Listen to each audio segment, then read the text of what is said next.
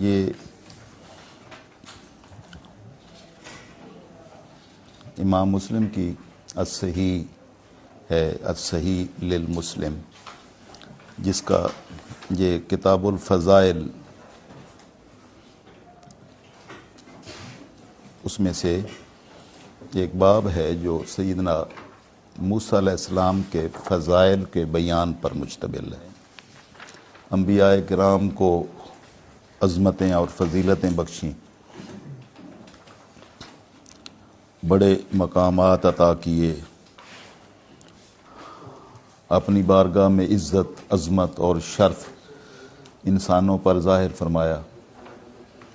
تو اللہ نے انبیاء کرام کو جو عزتیں بخشیں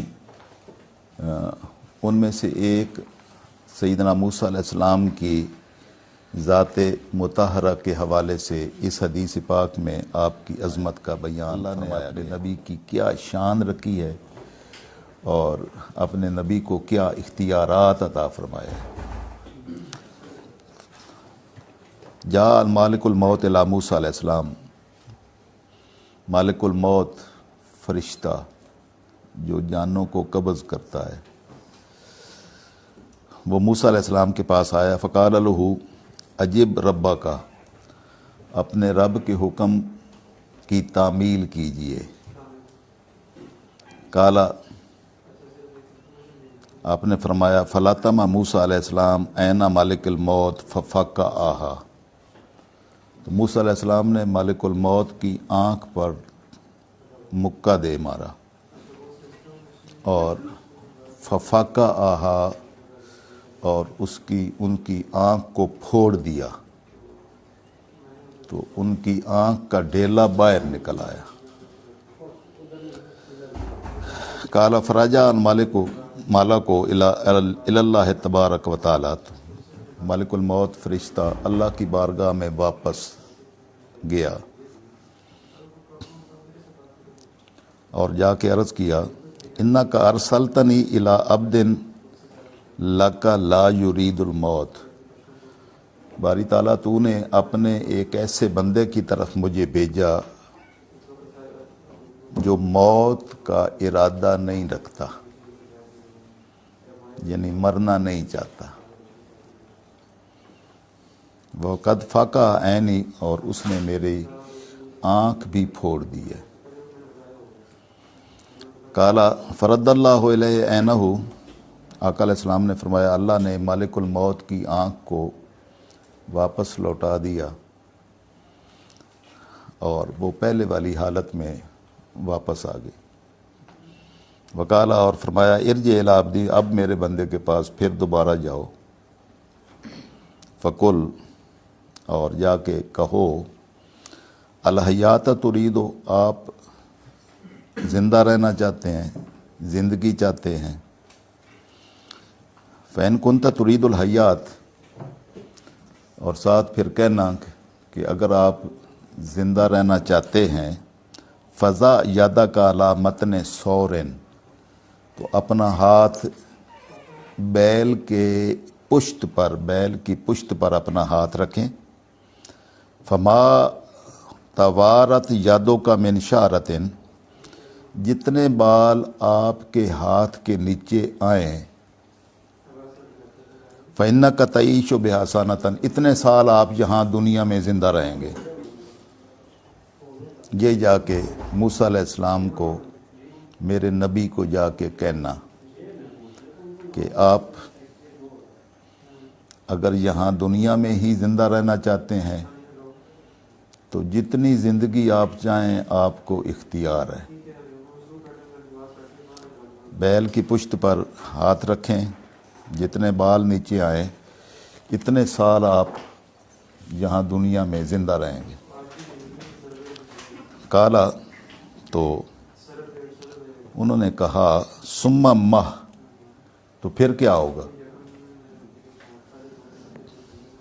کالا، تو مالک الموت نے کہا ثم تموت، تو پھر آپ کو موت آ جائے گی، یعنی موت کا مرحلہ۔ کل نفس ذائقۃ الموت، ہر جان موت کو چکھنے والی ہے۔ یعنی موت کے مرحلے سے ہر ایک نے گزرنا ہے۔ تو موت روح کے جسم سے انفصال کو کہتے ہیں، روح جسم سے الگ ہونا۔ تو یعنی یہ مرحلہ تو پھر آئے گا، یعنی جب وہ اتنے سال آپ زندہ رہیں گے تو اس کے بعد یہ موت۔ قال فالآن من قریب، تو موسیٰ علیہ السلام نے کہا کہ پھر ابھی ہی کیوں نہ ہو جائے، پھر بھی جاننا ہے۔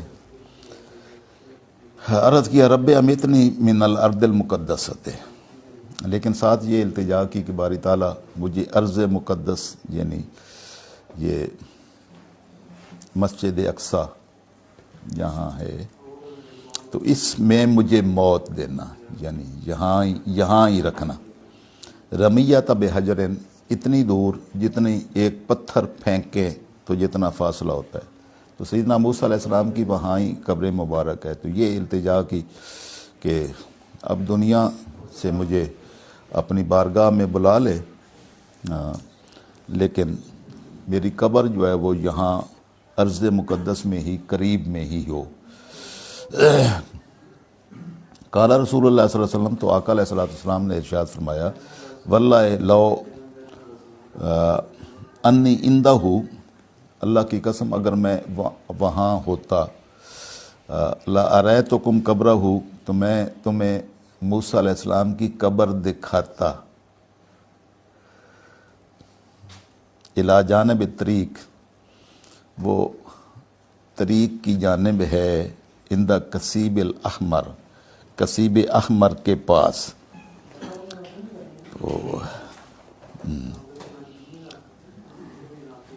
تو آقا علیہ السلام نے جو معراج مبارک کی رات ادھر من المسجد الحرام الی المسجد الاقصی الذی بارکنا حولہ،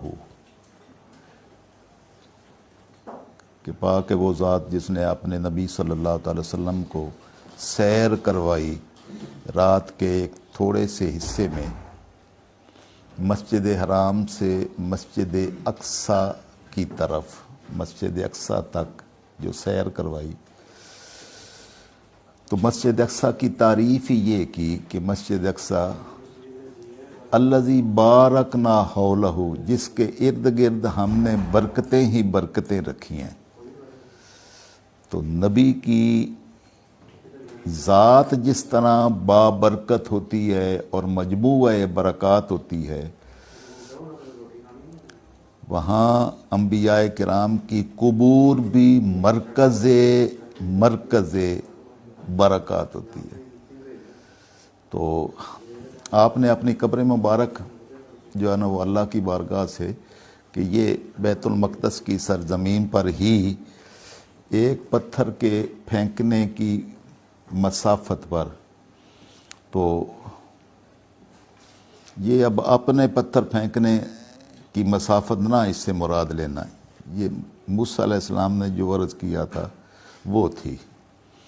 تو وہ اتنے قریب ہی آقا علیہ السلام نے بتایا کہ کثیب احمر جو ہے اس کے نیچے یہ موسیٰ علیہ السلام کی قبر ہے۔ اور اس حدیث مبارکہ سے بہت ساری چیزیں جو ہے نا وہ اللہ کے رسول صلی اللہ تعالی وسلم نے بیان فرما دیں۔ تو ایک تو یہ کہ موسیٰ علیہ السلام کے پاس حضرت مالک الموت جو موت کا فرشتہ ہے وہ تشریف لائے، تو آپ کی روح کو قبض کرنے کا ارادہ ظاہر کیا، تو آپ نے ان کو تھپڑ دے مارا۔ ایک میں لاتما کا ہے اور ایک میں یہ فاقہ عینہ، ان کی آنکھ کو پھوڑ دیا۔ تو اس سے نبی کے اختیارات واضح ہوتے ہیں کہ اللہ نے اپنے نبی کی ذات کو کن اختیارات کے ساتھ مبعوث فرمایا ہے۔ یہ موسیٰ علیہ السلام کا عالم ہے، تو سید الانبیاء صلی اللہ تعالی وسلم کا عالم کیا ہوگا؟ تو آپ صلی اللہ علیہ وسلم کی بارگاہ میں بھی مالک الموت حضرت جبریل امین کو ساتھ لے کر آئے تھے جب آپ کی بارگاہ میں حاضر ہوئے، کہ میں اکیلا نہیں جاتا، آپ تو اس بارگاہ میں آپ کا تو آنا جانا رہتا ہے، آپ میرے ساتھ چلیں۔ تو ملک الموت آپ کے دروازے پر باہر ہی کھڑا تھا، جبریل امین حاضر ہوئے اور انہوں نے اذن مانگا تھا آقا علیہ الصلوۃ والسلام کی بارگاہ میں۔ تو یہ اللہ نے اپنے نبیوں کو عظمتیں، رفتیں، اختیارات عطا فرمائے ہیں جو عام انسانوں سے بہت ہٹ کر ہیں۔ تو یہ نبی کی توقیر، تعظیم جو اللہ کی بارگاہ میں ہے، اس کا نمونہ ایک یہ اس حدیث پاک میں نے آپ کو پیش کیا ہے جو آقا علیہ الصلوۃ والسلام نے سیدنا موسیٰ علیہ السلام کی ذات کے حوالے سے بیان کیا۔ تو جب بھی انبیاء کرام کی بات ہوتی ہے تو وہاں آقا علیہ السلام کی عظمت بیان کرتے کرتے کسی دوسرے نبی کی عظمت کو مد نظر نہ رکھنا یہ کسی صورت جائز نہیں ہے۔ اللہ نے تلک الرسل فضلنا بعضهم علی بعض، یہ سارے رسول ہیں جن میں سے ہم نے بعض کو بعض پر فضیلت بخشی۔ تو جب کسی رسول مکرم، کسی نبی معظم کی شان بیان ہو رہی ہو یا بیان کر رہے ہوں تو اس سے کسی دوسرے نبی کی تحقیر کا پہلو کسی صورت میں نہیں نکلنا چاہیے۔ یہ واعظین، مبلغین جب یہ عظمت انبیاء کرام پر بیان کر رہے ہوں، فضیلت انبیاء کرام، اولیاء کرام پر بات کر رہے ہوں، تو کسی ولی کی شان بیان کرتے ہوئے دوسری اولیاء کرام کی شان کو ملوز خاطر نہ رکھنا یہ کسی صورت جائز نہیں ہے۔ سید الانبیاء صلی اللہ تعالی وسلم کی فضیلت کو بیان کرتے کرتے دوسرے نبیوں کی میں سے کسی نبی کی جو ہے وہ فضیلت کا کم ظاہر کرنا یہ کسی صورت جائز نہیں ہے۔ سارے انبیاء کرام بڑی عظمتوں والے، بڑی شانوں والے، بڑے کمالات کے حامل ہیں، لیکن ان میں کوئی حبیب ہوتا ہے تو کوئی کلیم، کوئی خلیل ہوتا ہے۔ تو یہ اللہ رب العزت نے ساروں کو اپنی عظمتوں، اپنی بارگاہ کی عظمتوں سے نوازا ہے، لیکن سارے نبی مکرم ہیں اللہ رب العزت کی بارگاہ میں اور بڑی شانوں والے ہیں، بلکہ اتنی شانوں والے ہیں کہ ملک الموت بھی ان کی بارگاہ میں ان کی روح قبض کرنے کے لیے ان کے اذن کے بغیر حاضر نہیں ہو سکتا۔ تو یہ حدیث پاک جو ہے وہ جو میں نے ابھی آپ کو بیان کی، تو اس سے جو ہے وہ یہ بات یقیناً واضح ہوئی کہ اللہ رب العزت نے جب پہلی مرتبہ گیا تو وہ ملک الموت کسی کی روح قبض کرنے اللہ کے اذن کے بغیر تو نہیں نہ جا سکتا، لیکن انداز ملک الموت کا جو ہے وہ نبی کی بارگاہ میں کیا ہونا چاہیے وہ اس میں سے ظاہر ہے کہ نبی کی بارگاہ میں گفتگو بھی کس انداز میں ہے، حتیٰ کہ ملک الموت روح قبض کرنے کے لیے بھی جائے تو کس انداز میں گفتگو کرے۔ تو اب اللہ نے یہ نبی کی بارگاہ میں گفتگو کا طریقہ سکھایا۔ دوسری مرتبہ جب آئے تو طریقہ کیا سکھایا کہ میرے نبی کو جا کے کہنا کہ آپ ادھر دنیا میں زندہ رہنا چاہتے ہیں، تو اگر فرمائیں بھئی ہاں زندہ رہنا چاہتے ہیں تو کہنا کہ بیل کی پشت پر ہاتھ رکھیں، جتنے بال نیچے آئیں گے اتنے سال آپ زندہ رہیں گے۔ تو پوچھا پھر کیا؟ تو پھر موت، یعنی یہ مرحلہ موت کا اس سے تو ہر ایک نے گزرنا ہے، تمام انبیاء کرام نے گزرنا ہے، آپ نے بھی گزرنا ہے۔ تو انہوں نے کہا پھر ابھی ہمیں دنیا میں کیا ہے، ہم اللہ کی بارگاہ کی طرف جاتے ہیں۔ تو گویا اتنے اختیارات اللہ نے اپنے نبی کی ذات کو اور نبی کی شان کو اور آپ کی رفت کو، آپ کی بلندی کو ظاہر کرنا اس سے مقصود ہے۔ اور اللہ رب العزت نے عام انسانوں جیسا اپنے انبیاء کرام کو نہیں بنایا ہے، ان کے درجات بہت بلند، بہت عظیم ہیں آپ کے اللہ کی بارگاہ میں، حتیٰ کہ اللہ نے ملک الموت سے بھی ان کو اس طرح سے عزت کروائی ہے تو عام انسان اپنے انبیاء کرام کی عزتیں کس انداز میں کریں گے، اس سے سبق میسر آتا ہے، سیکھنا چاہیے۔